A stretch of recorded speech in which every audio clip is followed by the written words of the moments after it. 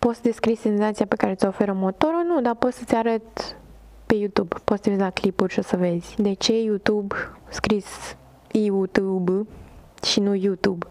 YouTube. Pentru că așa vreau eu să scriu YouTube.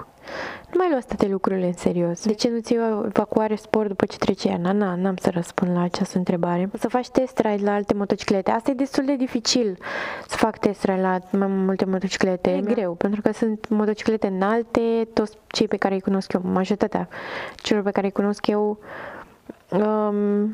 au motociclete înalte și nu am eu curaj să mă urc pe ele, pentru că nu e motorul tău. Dacă îți cade, e destul de nasol. Întrebarea mea, nu am o întrebare a mea. Troll, ha. Da, domnul troll. Care ar fi cuvintele pe care le-ai adresat lui Blue la fiecare sfârșit de plimbare? Mă, Cătălina, ai să râzi, dar chiar îi zic chestii.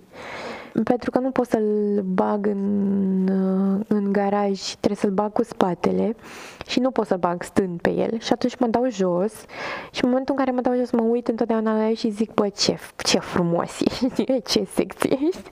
Și am mai primit o întrebare, asta e ultima. N-am primit o ultima special, am lăsat o ultima. Îți place de unul din teme? L-am întrebat dacă el chiar vrea să răspund la întrebarea asta și a zis că doar dacă răspunsul nu o să fie nu. Ca multe negații într-o propoziție. Și atunci am zis că o să răspund. Cum se comportă lumea cu fetele motocicliste? Lumea se comportă foarte bine cu fetele motocicliste. Motocicliștii, din câte am văzut eu, le admiră foarte mult. Pentru că asta am simțit eu de la toți motocicliștii cu care m-am întâlnit, nu neapărat motovlogări. Nu sunt atât de multe fete cât sunt băieți ca să fie o chestie egală și să nu fie surprinși. Dar în general, da, lumea se poartă foarte frumos. Oamenii te văd pe stradă și zic felicitări pentru curaj. Câte căzături ai avut și care a fost cel mai grav incident cu motorul? Pe cel mai grav a fost cel cu furtunul, când mi-a explodat furtunul în față și mi-a ars piciorul. Încă mai am urme și nu știu dacă o să-mi treacă vreodată fără operație sau tratamente. Și de câte ori am căzut o singură dată. Și sper să nu se mai întâmple. Să trecem la comentariile de pe YouTube. Mergem aici la canalul meu, la videos, la community și avem 17 comentarii. Primul intrepid care zice: am venit să citesc comentariile eating popcorn. Poptă bună, pidule. Nu, n-am avut A1, am dat direct de A. Bani n-am avut și nici nu vreau. Am fost pe circuit, dar nu m-am dat. Am fost pe circuit de mai multe ori și nu m-am dat niciodată. Ai avut vreodată pasager, dar tu nu te uiți la clipurile mele, înțeleg. Ce părere au avut ai tăi când ai vrut să te urci prima dată pe motocicletă, respectiv când ai vrut să faci școala de motociclism? Prima dată când m-am urcat pe motocicletă, nu mai știu dacă le-am spus. Mi-au zis că sunt nebună. Încă îmi zic că sunt nebună. După incidentul cu furtunul, mi-au zis să mă las, nu numai părinții și aproape toată familia mea. Apoi mi-au zis că mă admiră foarte tare că nu m-am lăsat și că sunt nebună, că nu m-am lăsat. Deci, în general, părinții mei mă consideră nebună. Cum ai devenit motociclist? Am dat de permis, am făcut școala și am dat de permis. Te-ai gândit vreodată că o să te apuci de motovlog? Da, am vrut chestia asta, am visat chestia asta. Încă nu vine să cred că acum, nu știu dacă poate pare așa, acum pare ceva normal, dar atunci nu m-aș fi așteptat vreodată să fac parte din Brap sau să-i cunosc pe băieți. E o chestie, wow, nici acum nu sunt obișnuită. Dar mă bucur foarte mult că m-am apucat și că i-am cunoscut și că fac parte din lumea asta.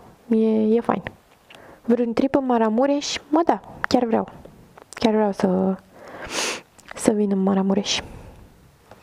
De cât timp filmez? 53 de minute. Nu pot să cred că am vorbit 53 de minute. Doamne, cât am aberat. Și mai avem întrebări și pe Facebook. Aici mi-e frică. Când o să faci un face reveal? Cum a fost prima dată când ai venit? Cred că ați întrebat și pe Instagram și aici. Ce zici de o sportivă? Tu ești nesimțit? Deci ai curul atât de mare. Bloc și șterge în comentariu. Ai fost vreodată în Alba Iulia? Mă, n-am fost încă. Ai vreun idol în lumea motociclismului? Da, Book Traffic este idolul meu.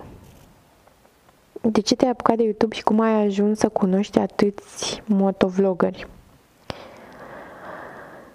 M-am apucat de YouTube că mi s-a părut interesant și am zis să facă și o fată asta. Cum am ajuns să-i cunosc? Păi, simplu, le-am zis, hai să ne vedem și ne-am întâlnit.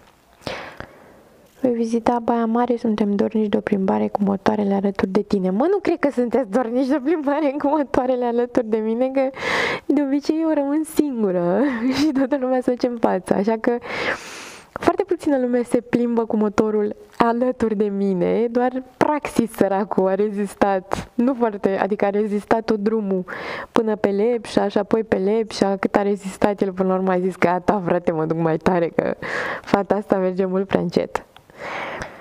Datorită vouă și a vlogurilor din gașca voastră, azi am luat sala și din martie ne vede pe două roți. Păi, felicitări, ce să zic, și ai mare grijă. Ce categorie de ții? Da, m-am gândit să plec din țară. Ce faci iarna? Păi, Mircea, iarna hibernez. Fix asta fac iarna. Hibernez. Mă, deci cam astea au fost întrebările. N-am vorbit decât o oră și ceva. Deci o să scot 166 de Q&A-uri. Mă gândeam că fac și eu 15 minute. Hai să mă mai uit o dată. Când? No, bun. Cam asta a fost. Acum o să încerc să editez și ceva din ceea ce am aberat, o jumătate de o oră și da, să mă uit. O oră și un minut acum fix. Dar eu vă mulțumesc pentru întrebări și ne auzim data viitoare. Mai mult ca sigur doar ne auzim, pentru că probabil o să mai fac chestii de genul. Poate un live, poate un podcast.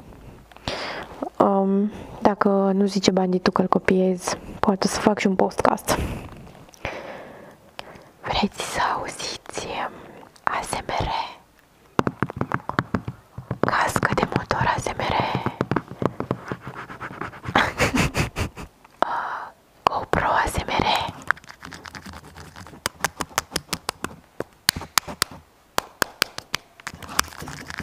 Nu vă dați seama, dau cu unghiile pe GoPro. ASMR. GoPro ASMR.